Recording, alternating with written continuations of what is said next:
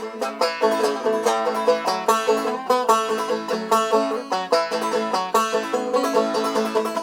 case you didn't notice, there is a virus going around that has caused a global pandemic. I am a full-time musician who plays all sorts of live shows for a living. I usually play 3 to 4 concerts a week. However, all my gigs have been canceled indefinitely because of the coronavirus, so I'm performing from my apartment in an attempt to keep my music train moving through the world. Stop in and listen, say hello from a distance, and throw some money in my tip jar on your way out.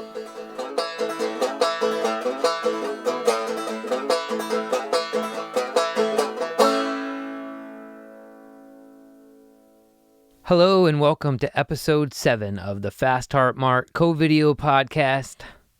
I am FastHeartMart, your host. If you don't know why I'm called FastHeartMart, just look it up.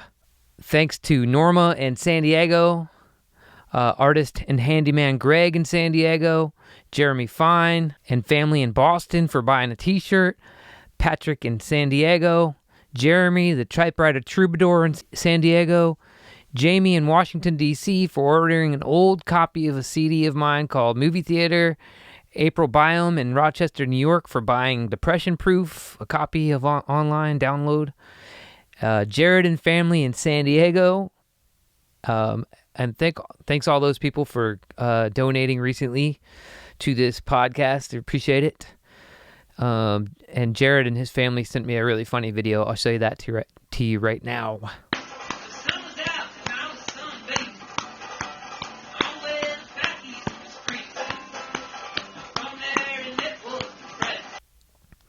Yeah, thanks everybody for contributing to this podcast so far. It's been really helpful keeping the food on the table. I haven't gotten my stimulus check yet. I don't know if anybody has or whatever.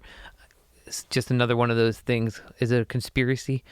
I hope some of you have gotten your checks. And yeah, the unemployment thing hasn't happened yet for me either. And none of the stuff I've applied for as a musician through all these foundations who are saying that there's money out there for you if you're a full-time musician, blah, blah, blah. I haven't got any of that yet either. So, but thanks everybody for donating. I have decided I'm going to be going to a Patreon paywall. I think this episode will be the first one when I do that. So, and I'll talk more about that later, but I don't want to talk about it all now. I don't want to talk about money right now. I want to talk about what's been going on with me in my world. Fixing my hair here. My goodness. It's been crazy busy. I mean, like, you would think when you have to shelter at home or shelter in place or be quarantined that you would have nothing to do and you'd be completely bored. And some people probably are, and God bless you. I mean, if you could sit still like that, that's amazing. That is a talent. Not me, buddy. I have to, I don't know. I'm super suspicious. I'm always suspicious, especially people's motives and the higher ups, echelons and stuff like that. Like, what are they? Oh, they're just going to do this big pause, huh? And so we're just going to sit here and let everything, like the economy, just go to waste and not expect any repercussions to happen from this. Cool. Yeah, let's go along with that. I don't know. My whole life, I'm 43 years old. My whole life, I've seen one sham after the next. So I'm a little skeptical. And so I've called to action. I've been really busy. I've started gardening as much as possible. I've been collecting rainwater. I've collected almost 300 gallons of rainwater in various ways. I live in Southern California, so I think that's important to do right now. I've been busy with this podcast, like getting it up and running and making it as good as I can and clearing up my vision of what I'm going to do moving forward. It's weird watching my mouth when I talk. Isn't that weird? Anyway, yeah, so some people probably thinking like this is a big old staycation, and good for you. I have tried, and sometimes I do feel like especially when I get home from the grocery store, because I only go grocery shopping like once a week, and I've got all these groceries, and I'm like, dude, I don't have to go anywhere for like a week. I could just stay here. But my mind like starts racing. It's like, you got to be proactive, dude, and you got to get out there and get ahead of this thing because you don't want to be sorry. So that's what I'm doing. I hope you're chilling. I hope this is almost over. I hope I'm overreacting. I'm not panicking necessarily. I don't think I'm panicking. I'm just preparing. I always wondered if when Armageddon came, if it came in my lifetime, if I would just lay down and die, and just be like, I'm just going to drink a gallon of whiskey and go to sleep or whatever. Or if I was going to stand up and fight back and try to get through it. Waterworld style, get on a boat and like start fishing and like have, did you ever see Waterworld? I thought it was a great movie. It was a huge flop and it was very expensive, but I thought it was a great movie about the end times, about after the end times, and I guess there was a huge flood that flooded the world. Anyway, I've been super busy, and I'm on the go all the time. Some of my friends, I think, have been frustrated with me. They try to call and they're like, how can you not answer the phone right now? What are you doing? And I'm like, this is what I'm doing. I'm writing songs. I'm like working on my music, and I got to work even harder now because I got nothing coming in. So I got to figure out what the heck's going to happen. Anyway, more about that later. But yeah, I think some people think this is almost over, and I really hope they're right. My feeling is it's not almost over. Some stuff might start opening again. I don't think us musicians are going to be out there for a while. I hope I'm wrong. Again, I hope for the best, and I'm preparing for the worst. It just seems like there's kind of two camps right now. It's like, oh yeah, this is almost over. It's going to clear up in a few weeks, and we'll just go about our lives. And then there's the other camp. It's like, dude, this is like impacting the economy, if nothing else.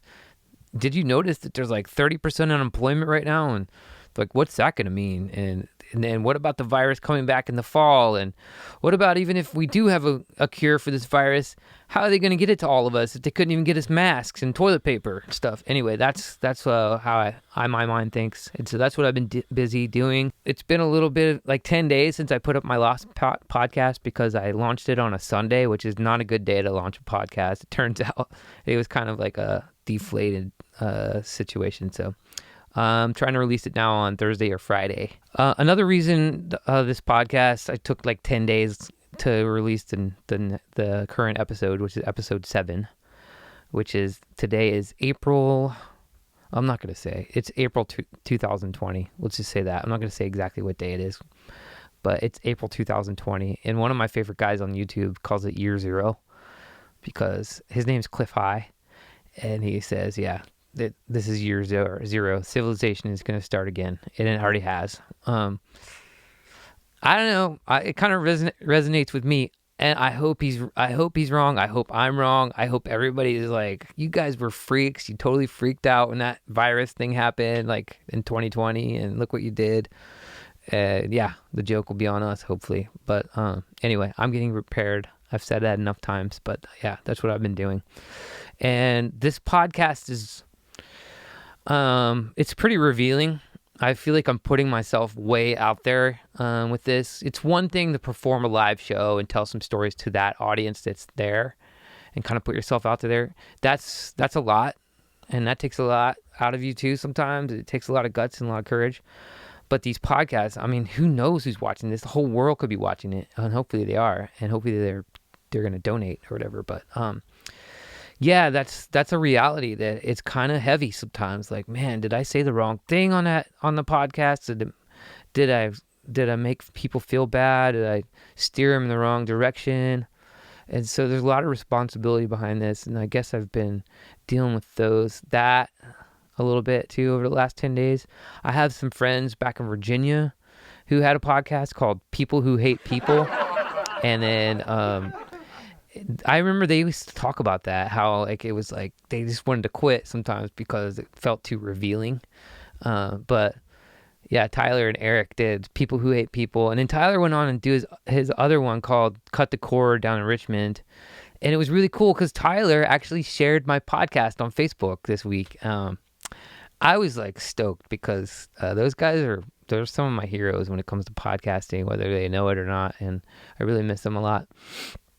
And I feel weird about doing a podcast now because it's like, I'm not a podcaster. I'm like a musician. But anyway, yeah, shout out to Eric and Tyler in Virginia. And my friend Rob Knockeye in Albuquerque, New Mexico, and Loki Sapfoot do the Problem with Everything podcast. And I know those guys have talked about like their pace and like how revealing it is. And I think they've stepped up their game a lot during this. And that's cool. That's really cool. So yeah, it's just been interesting joining the podcast family, I guess. I'm getting into it, man. I'm really into it. I hope I hope I don't look like too much of a douchebag or whatever, but cheeseball. But I'm getting better at it, I think. I'm trying, like I said, I'm trying to make this shorter, this podcast. I'm really trying to make it shorter. I'm trying to make it like 15 minutes or less with some songs. But I got way too much to say right now, and hopefully eventually the podcast will get shorter. Just right now, I feel like there's too much information to share and to talk about and discuss that I think people would kind of benefit from hearing right now. So I'm going to go for the full length, whatever, how long it is, an hour or 50 minutes, 45 minutes, whatever it is, I'm going to go for it. Yeah, it's weird about those stimulus checks not coming in. I haven't gotten one yet. I haven't gotten any money or assistance yet. I've just gotten assistance from like people like you out there who watch this podcast. Like, again, appreciate that. One thing that was weird though, I got a check from CVS, the pharmacy or drugstore. I got one of the only flu shots I've ever gotten in my life. I got at CVS back in 2012. And man, I got so sick that year that I never got a flu shot again. Because I was like, well, that was a waste of time and money. Well, I got a check from them in the mail for $40 because apparently they had a class action suit because of that vaccine that was going around that year. It either was ineffective or maybe it makes me feel like spacey now. Maybe I'm like having like all kinds of problems. I don't even know it because of that vaccine. I am a little skeptical of vaccines, I'll be honest. And I understand people who are not, and I understand people who are way into not vaccinating. I like hearing both sides of the story. I think that's what makes me a confused person, is I always like hearing both sides of the story, and I can see everybody's side. I think it's part of being a Pisces as well. But yeah, I just thought it was weird. I got this check from CVS recently because of that flu shot that I had, or the flu vaccination I had a few years ago. Yeah, I think everybody's wondering about money, where the money's going to come from. Well, not everybody, but a lot of people are. A lot of us people who kind of live hand to mouth are wondering where all the money's coming from. And I was thinking about, what about the drug dealers? What are they doing? I mean, are they still able to deal drugs and get that around? Because it seems like it'd be pretty hard and pretty tricky right now. And when you start thinking that way, it's like, okay, if the drug dealers don't have money coming in, they're going to have to subsidize themselves somehow, and they're going to like start looting and like stealing from people or what? No offense against drug dealers. I'm not trying to make them all sound like they're thugs and like, there's a whole world. That's a whole nother discussion about drugs. I think all drugs should be legalized, actually. I think everybody should be able to get whatever they want. Go down to the drugstore, get whatever they want, because if you want to destroy yourself with drugs, that's your business. As long as you don't hurt anybody else on your way out, then go for it, man. I'm just saying, I tell people to stay off drugs. I'm not into drugs, but I think the whole illegal drug thing just creates a whole black market, which creates crime. And anyway, so I was thinking about drug dealers and what they're doing, and also drug addicts. Like, are drug addicts able to even get their drugs right now? Is everybody detoxing out on the streets? That would be like crazy if everybody was going to detox at the same time. Talk about a bunch of moody dudes and women, whatever. I was trying to collect some rainwater because it's been raining here in San Diego, and I was trying to collect rainwater in my recycle bin, which is like a 100-gallon recycle bin, and out in the alley behind my house. And so I had it tied open so nobody would close it, like thinking, oh, they forgot to close it. And I had it tied open, and within 30 minutes, dude, I heard this guy out there in the alley messing with my garbage or my recycle bin. So I go out there to look and see what's going on. And the guy had just left the scene of the crime, and he's walking away, and he's like 30 yards away now. And I yelled out, hey, I wanted that open, because I noticed he closed my trash can. My recycle bin. He had closed it. And I'm like, dude, I just tied this open so nobody would do that. And not only did he close it, he also took the rope that I had closed it with, and he's got the rope. So I yell at him like down the 30 yards away or whatever. I'm like, hey, I had that open for a reason. And he ignores me. Just like keeps on walking. And so I yell, hello? And then I realize he's not listening to me. Either he's like intimidated by me because I'm pissed, I don't know. I was just having a really bad day. It was just like the reality of everything was coming down on me, and I was like, dude, please, like, just don't mess with my stuff. Like, really. I was just trying to set this guy straight for the future. Like, I don't want this dude coming through my alleyway thinking he could just mess with my stuff or whatever. So, I yelled at him. He didn't respond until he got way far away, and I'm just staring at him. And he got really far away, and he finally looked around, and I just like went like this. And I didn't want to get into a huge altercation with this guy, you know. Like, I don't like getting into fights and stuff, but I just wanted to let him know I see you, man. I see you, and don't do that anymore. And then I was like all stressed out. I had to come in. I'll be honest. I had to come inside and have a beer for lunch. And I was like, I gotta chill out, man. This is all getting too heavy. It was a Sunday afternoon too, and I was just like super stressed out. And then I guess it was a couple days later. I'm like running. I'm doing one of my jogs. It's like I said, it's been raining a lot here, so in San Diego, which is rare for San Diego and Southern California in general. So I'm like, I finally get out to do my run. I run about 3 miles at a time. Every other day I try to run 3 miles.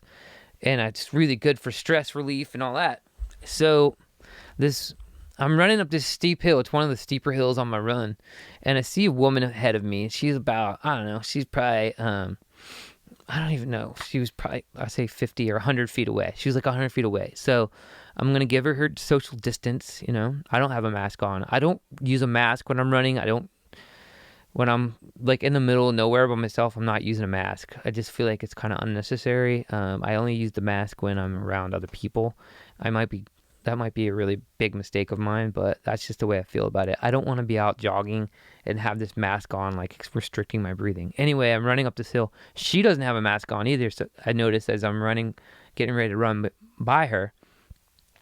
And as I'm running by her, this other guy's like running on the other side of her, and I'm in the street, and I'm like trying to get as far away from her as I can. I'm like at the double yellow line in the middle of the road, just about. I'm literally like a foot away from the double yellow line, thinking, okay, I'm trying to give this woman her space, but at the same time, I'm trying not to get hit by a car because there's still cars out here driving around.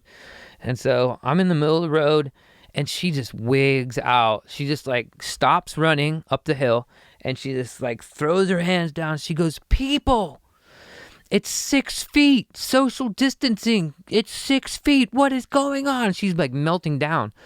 And I'm in no mood. I'm like, you know, because I've been riled up for a few days with various things going on in my world too. So I just looked over at her and I just said, what do you think this is? I'm like pointing between the gap between the two of us, it's a huge gap. And she goes, it's not 6 feet. And I go, it's at least 12. And I just keep running. And it might have been a little curt with her, a little rude. That's all I said though, is like, I said, what do you think this is? And then I said, it's at least 12. I didn't say, I didn't call her a bitch, or I never call women bitches, by the way, unless, it would have to be like a super extreme situation for me to do that. But anyway, I wasn't like insulting. I was just trying to stand my ground and be like, stand up for myself and be like, look, lady, I'm not doing anything wrong. Cause I was at least 12. I was probably like 15 feet away from this woman, and I'm running up this hill. I'm already like struggling to get up this hill. And anyway, that's kind of when, it kind of stressed me out a little bit. The rest of my run, I kind of resolved to myself, after going through a few of these situations with people, I'm just going to try to talk as gently as I can to people, even if I feel like I'm not standing up for myself. I'm just going to try to even be more gentle about my communication style, because I think everybody's so stressed out. And the last thing we need is all of us starting to squabble with each other and just get, create more rift between everybody. That's like the last thing. So I'm working on the quote unquote nonviolent speech or nonviolent communication.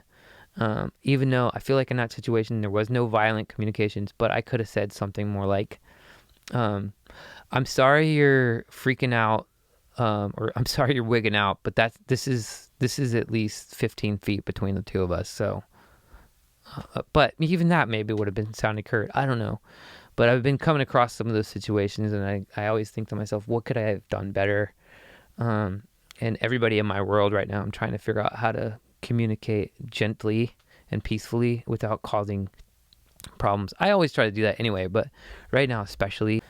So then I get back from this run, and I'm like walking it off, because I always walk it off. I take a nice long walk after I run, because I had a neighbor when I was a kid. He used to run every day or every other day or whatever. He ran a lot, and one day he didn't walk it off because something came in the mail. It was like a disturbing piece of mail, I think, and it like freaked him out. He had a heart attack and died right there.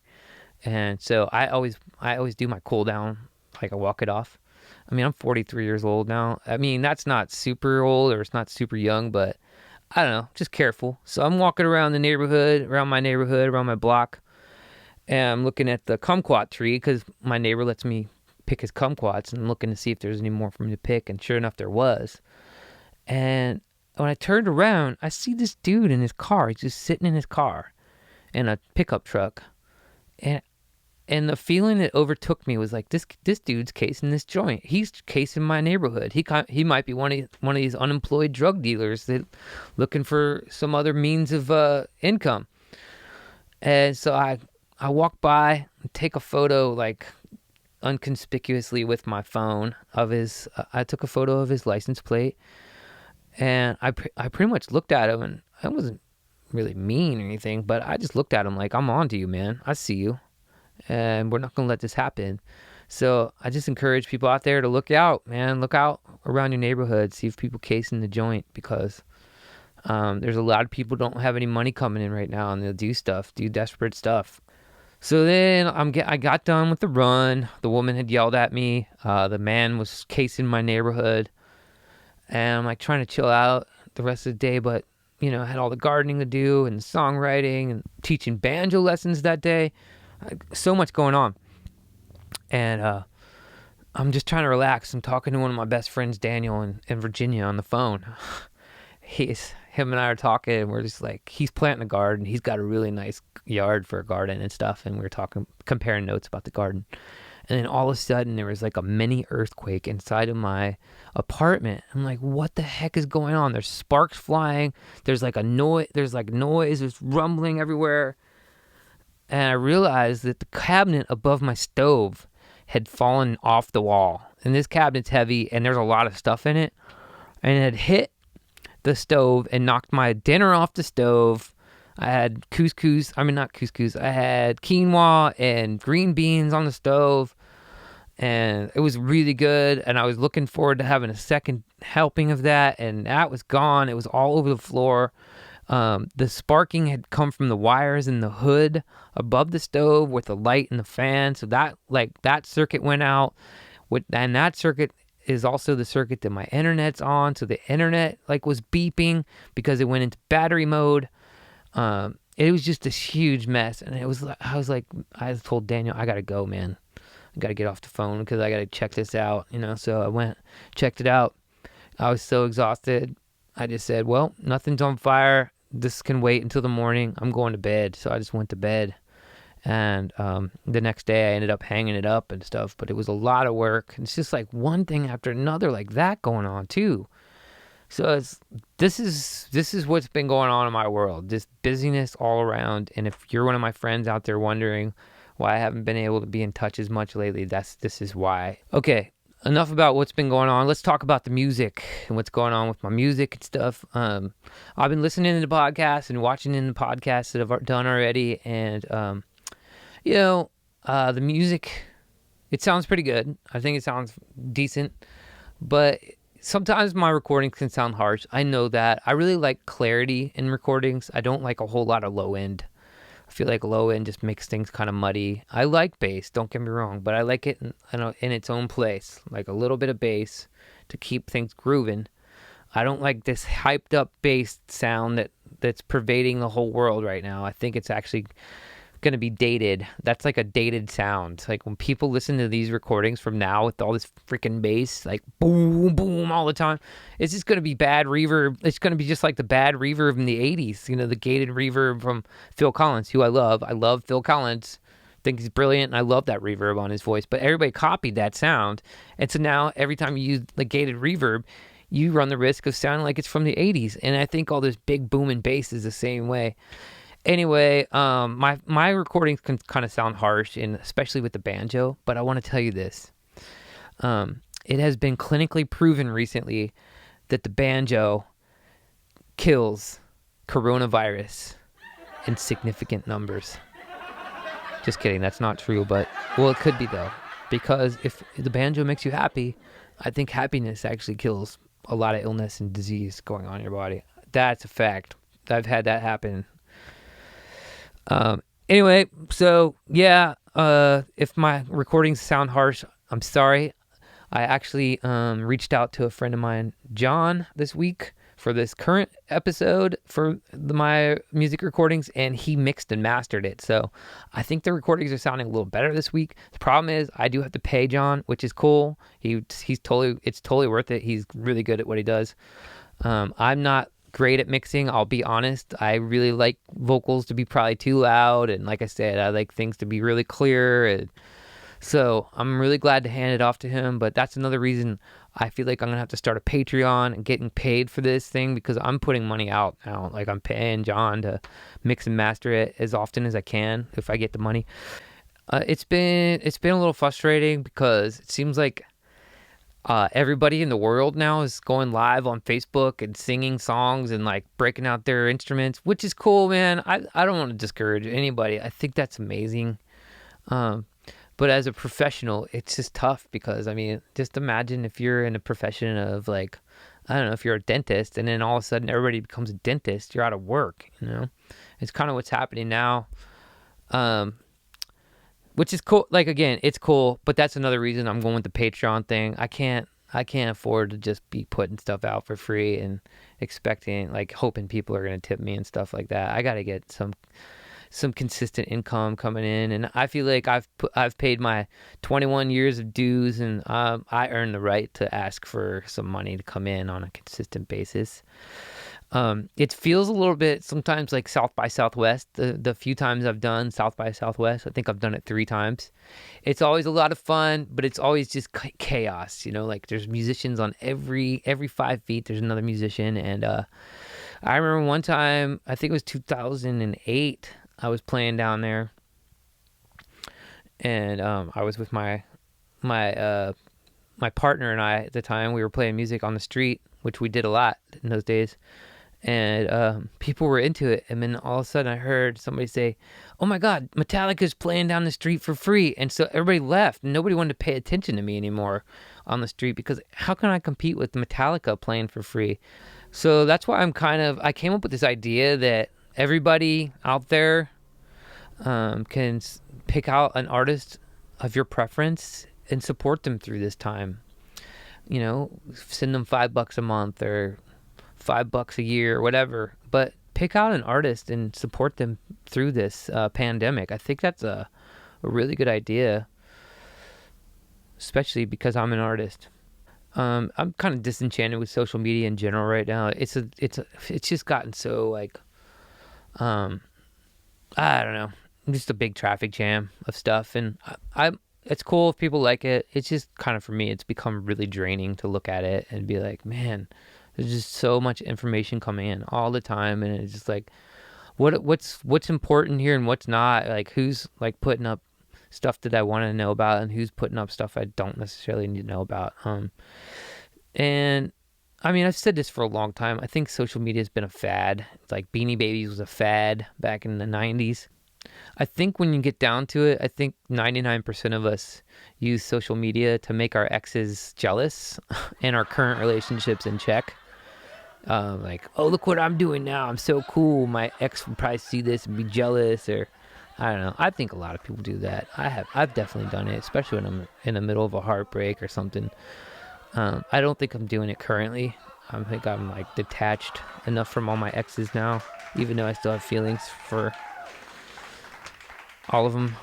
I'm just like that. I have a song about it that I'll be revealing on this podcast. It's called Pitbull Heart, about how once my heart attaches to somebody, it will not let go, like a pit bull who bites onto something it can't even let go. So that's where I stand with social media. I still use it, and I still look at it as much as I can to support my friends and stuff like that.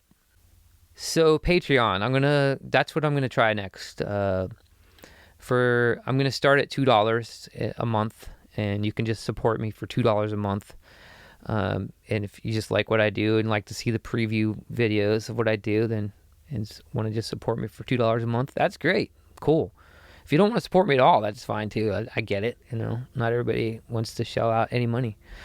But for $5 a month, you'll be able to get access to the full episode of these videos. And I think that'll be value to some people. And then it goes up from there, $10, $20, $100, and $1,000 a month. I hope a lot of people donate $1,000 a month. That would be amazing. But I've noticed in my life, especially as a musician, people only value things that they pay for. Let me rephrase that. People undervalue things that they get for free. If you give something to somebody for free, most likely they're not going to value it. And I learned this lesson from when I used to give away my CDs for free. When there was no internet, you could listen to music on the internet. I would just give a CD away for free. And then I realized if I gave somebody a CD for free, a lot of times they wouldn't even listen to it because they didn't pay for it. But then I realized if somebody paid for that CD, they're going to listen to it at least once or twice or probably 3 times. And then they're gonna get something out of it, and it's gonna actually help me in the long run because I want them actually listening to the CD because I want them to get more attached to my music. So that's what I'm doing here. I'm gonna stop the whole free cycle as much as I can. I'll put up the previews for these, and then the full length is gonna have to be, you're gonna have to pay, and we'll see how that goes. Hopefully it goes well. I don't need them to make ungodly amounts of money, and I'm just gonna see if I can keep that up with this Patreon thing and this model. I think I'm pretty much resolved to not tour at all this year. I had a tour booked for the summer. I had a tour booked for the fall. I still had some dates to fill in, but I worked really hard on that this whole spring. I've been and winter. I've been working really hard on booking these tours, and I don't want to waste my time booking any more tours until I know this thing is totally blown over. And so that's, again, why I'm going to this system of with a paywall. People have to pay to listen to these full videos. Because I plan on basically performing here at my house and maybe do some local farmers markets or something like that if that's possible even this year. I'll just ride my bike over there, play some of those, and work on my garden. And that's my plan, is to be a musician and a farmer. I've always said that my fallback plan is to be a farmer anyways. If the music doesn't work out, I'll be a farmer. So I'm stoked, actually. In a lot of ways, I've always wanted to farm. I've always wanted to grow my own food as much as possible and do all that stuff. So this is a perfect excuse to do that. And it's also a perfect excuse to be better to the planet. I've been driving a car now for 20 years. And I know it's not necessarily environmentally responsible. I love driving. I love my car. But I know it's not efficient. All that rubber on the tires, all the petroleum that goes into that. I think people need to share cars, really. I think that's kind of how cars should work, and trucks and big vans and stuff like that. I would love to have my own RV one day, my own tour bus. We'll see if that happens. But for now, I think this is a good excuse to get off the car game and to get off abusing the environment as much as possible, and being environmentally responsible and helping the planet heal itself.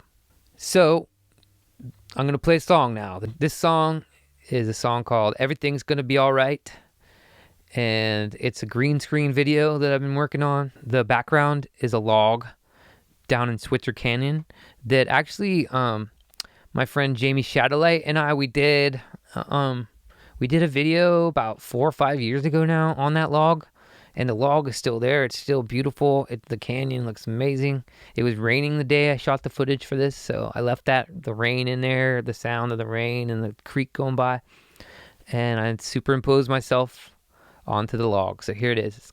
This video is called "Everything's Gonna Be All Right."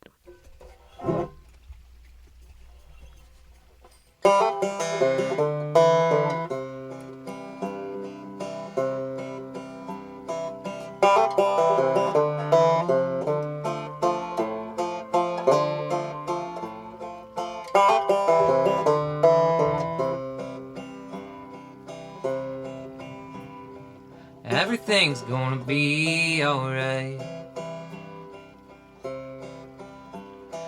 Everything's gonna be just fine.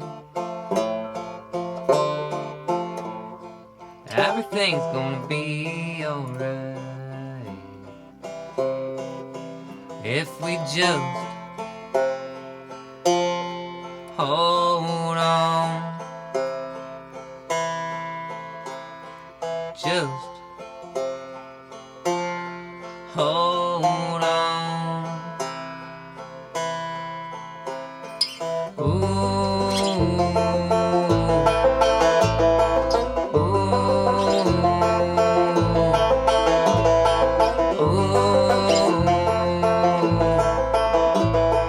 ooh.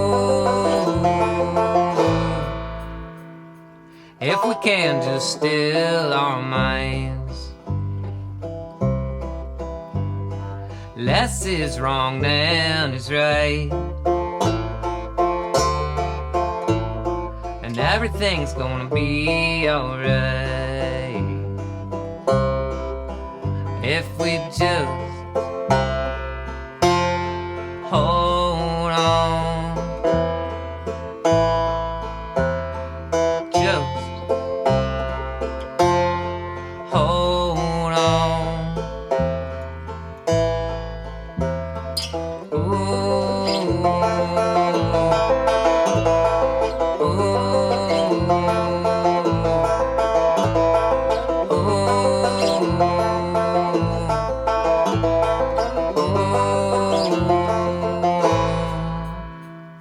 Cause sometimes we drift in life.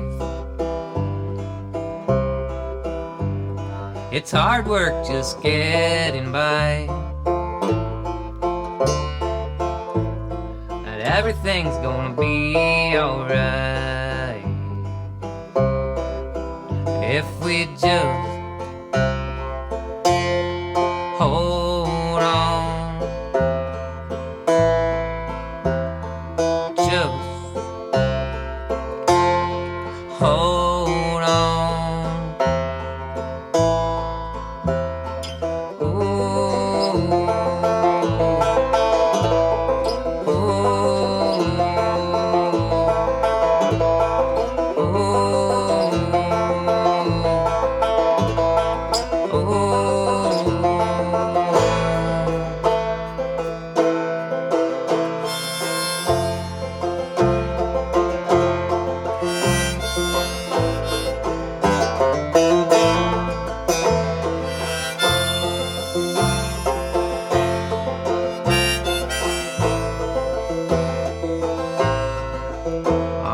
just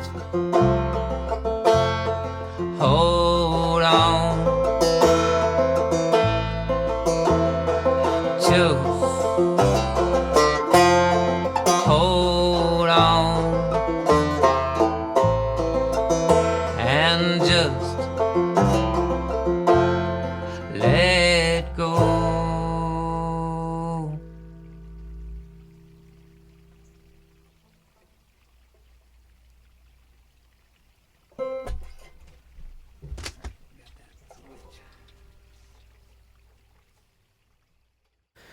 Okay, so there was. I hope you enjoyed that video. I know it's kind of lo-fi and kind of campy, but I'm doing the best I can with this green screen thing. It's a lot of work doing the green screen stuff. I actually had to paint.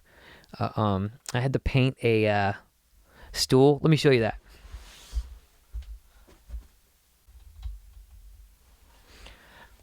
I actually painted this stool for that video. I'm sitting on this green stool, and everything that's green ideally disappears when you make a green screen video. So that's where I'm sitting.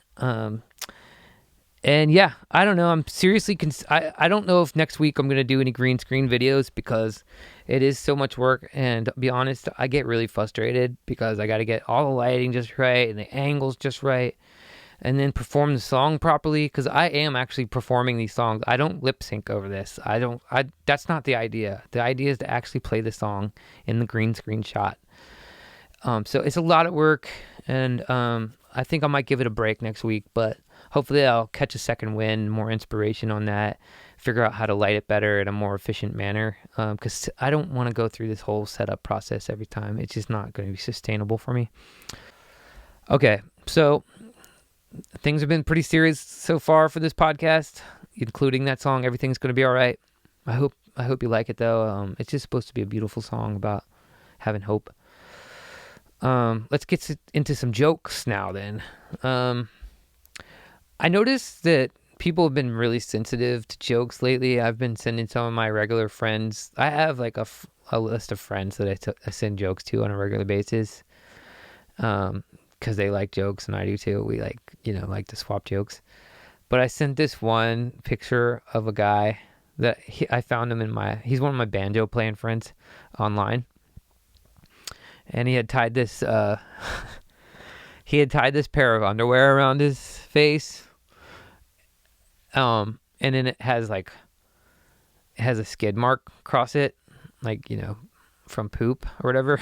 And the caption is 93% the caption is, this homemade face mask prevents 93% of particles from passing through it or something. And so I sent that around. And I swear 80% of my friends were offended by that that photo. And, I've been spending a lot of time alone in this apartment anyway. And so when my friends were seemed like they were offended by the joke, it was just really a lonely feeling.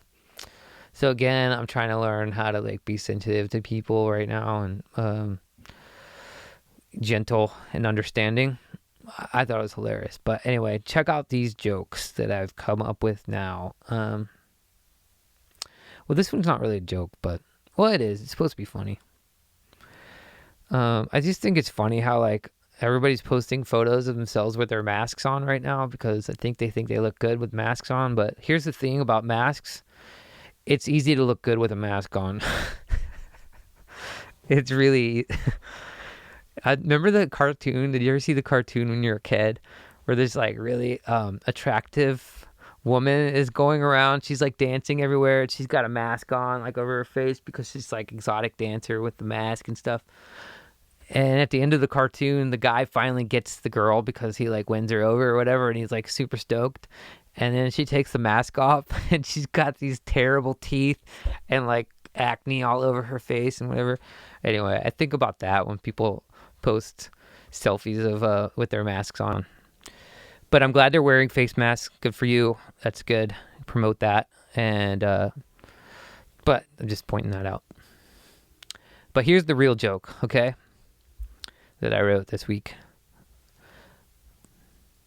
What did one coronavirus 19 say to the other coronavirus 19?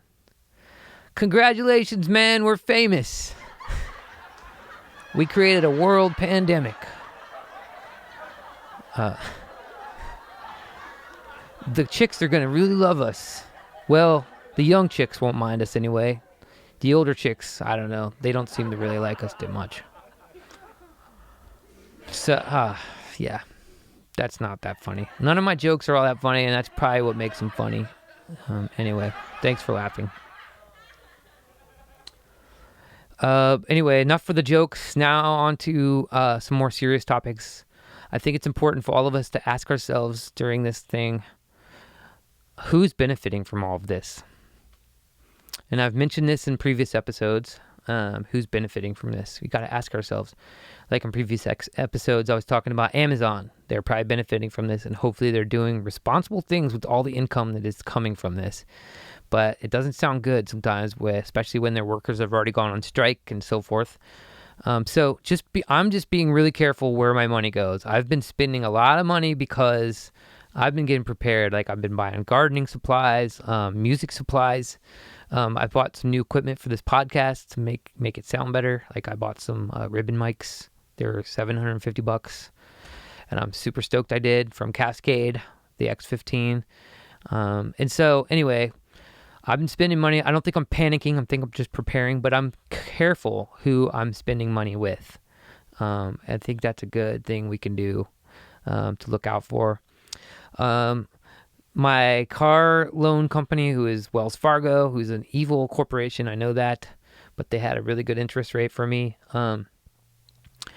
They let me defer for 3 months until June on my loan payment, which is really nice. But they're charging me interest still. And they sent me a letter in the mail the other day reminding me that, like, you're still accruing $1.50 a day in interest on your car loan, even though you deferred it until June. And so they're benefiting from this. They're going to get 3 more months of interest payment from me out of all this. And they're getting it from millions of people. So they're benefiting. That's all I'm going to say for now from this episode about benefiting from it. And then let's talk about things we can do.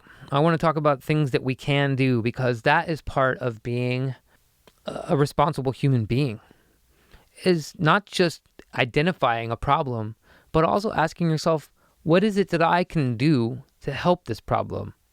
What is it that I'm doing that's making this problem worse? And so here's some more things. I've mentioned this on every episode, what we can do, but here's some more things I thought about that we can do. By the way, some people probably feel like trying to do something about this is like rearranging the deck chairs on the Titanic. And they might be right. But I guess for me, I'm an eternal optimist, and I plan on fighting to the end, right up to the last breath. Got to fight for it. There was a really inspirational story that I heard about this Sway Sew Shop in Los Angeles. They started a GoFundMe because they're making masks for all the people in the front lines. And that was a really inspirational story. So I donated to them. And I'm trying to donate to companies like that right now who are mobilizing some really positive changes. Like I said, like when you're using PayPal and Venmo, I always go with the free route because I don't want them to benefit any more off of this than they should be.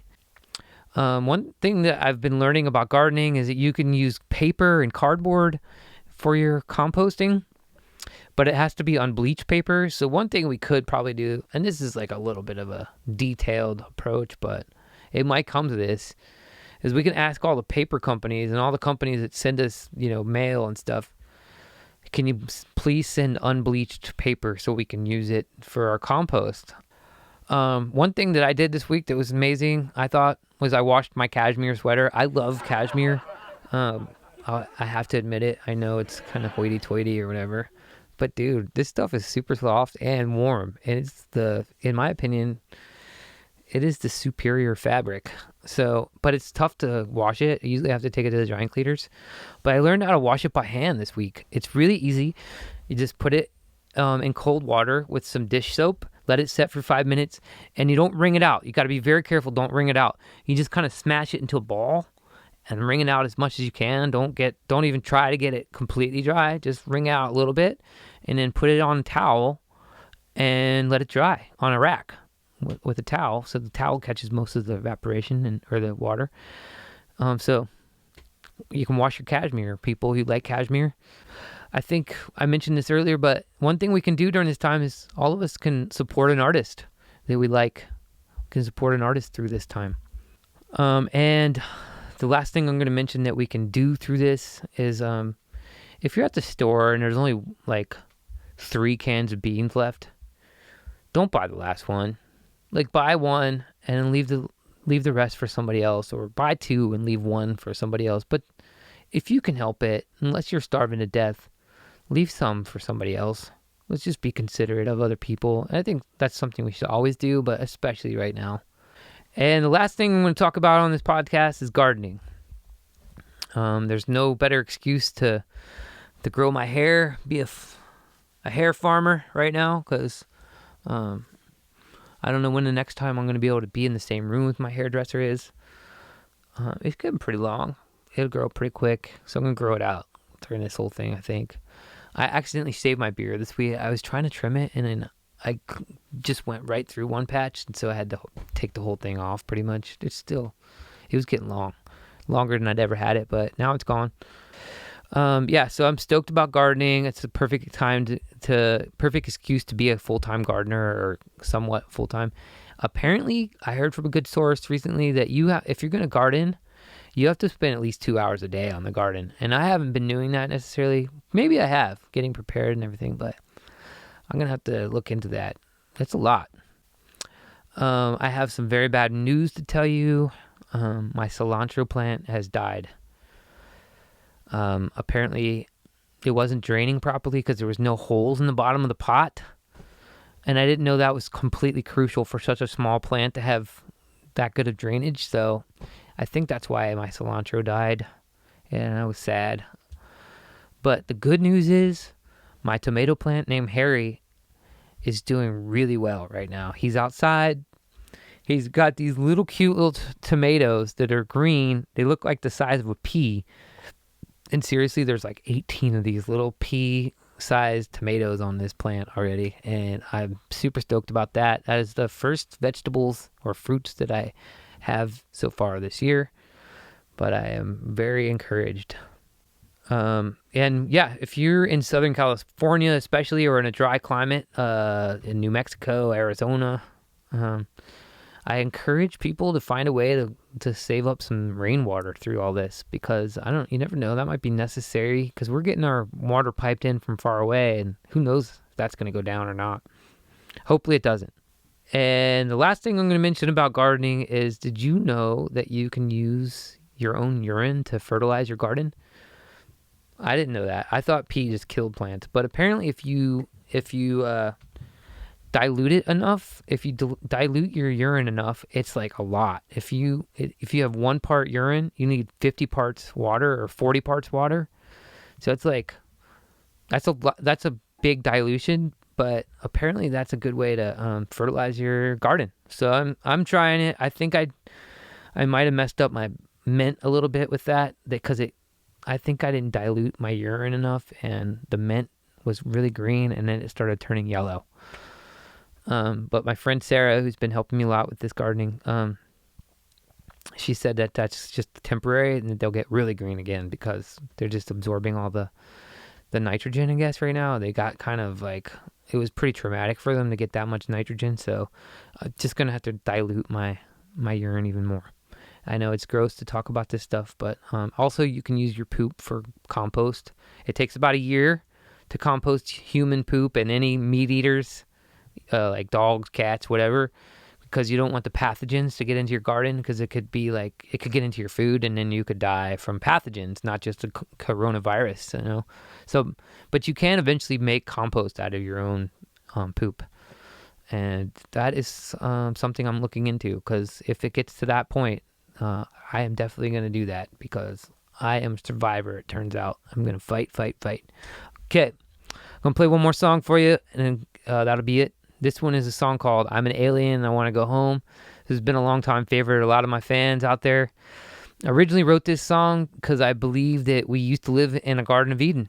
And we were in harmony with everything. We had a banana tree. We just picked bananas off of it, and we didn't really we just kind of hung out with each other and had a good time, until somebody decided, oh wait, there's not enough bananas. Let's plant our own banana tree and like take care of it. We'll plant more banana trees. And then before you know it, there was so many people, they couldn't share the banana trees, and now they were fighting over land for banana trees. And so that's what this song is about, how we gotten so far off from being in harmony with nature that there's really nothing we can do except for the aliens to come and take us away, or take me away to another planet because I could be chill. If you drop me off on a planet where everybody's living in harmony with nature, I could do it, man. I would not try to take anybody's stuff. I would just be grateful for the stuff I had, as long as I had enough to live or whatever. And even if I didn't, I wouldn't hurt anybody else for my stuff. I would just be like, dude, well, I guess I'm going to die, because I'm not going to hurt you just so I can have some food. That's what this song's about. And it's another green screen massacre here coming up, I'll warn you. And here it is. I'm an alien. I want to go home.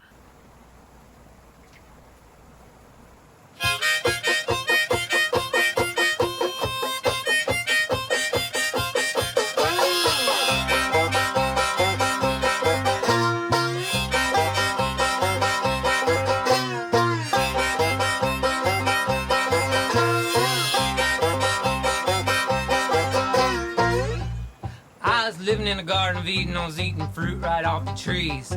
Harmony on my mind, I was living a life of ease. God spoke to everyone over an intercom. The speakers were in the clouds, we all lived in a wigwam. We speak back to him on a microphone that was hanging from the ceiling from a wishbone. Well, one morning God spoke to us and he made a forecast. You're all getting too fat, now you must fast. Breakfast was skipped and no one really cared. It wasn't until supper that people started getting scared. Stomachs were rumbling louder than the clouds. I never missed a meal before, I thought I might pass out. So sat down on the couch and started watching some TV. And some guy on the news digging in the dirt planting pinto beans. Called himself a farmer, he's taking control of the situation, went back to digging some holes.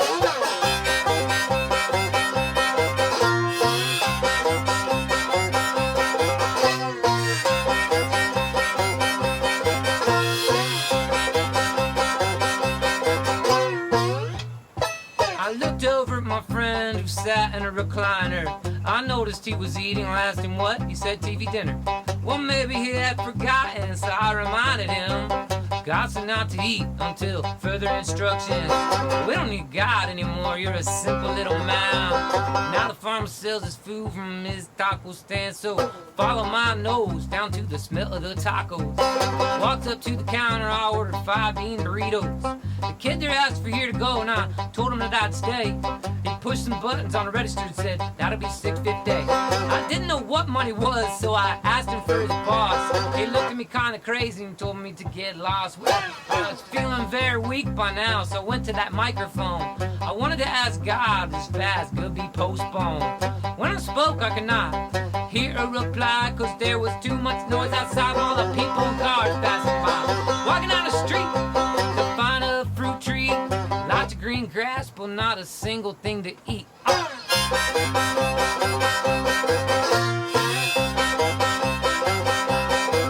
Starving.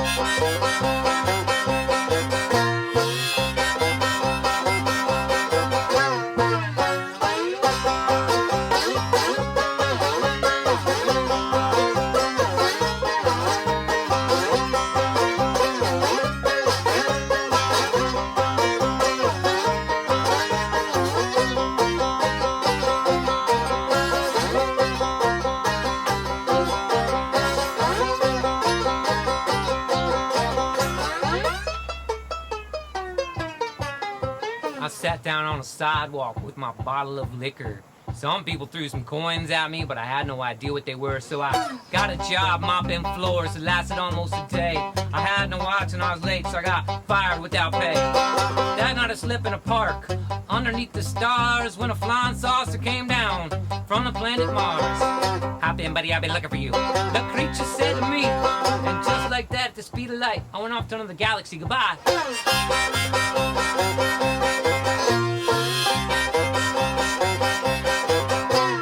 So long, planet Earth. I never understood these people anyway.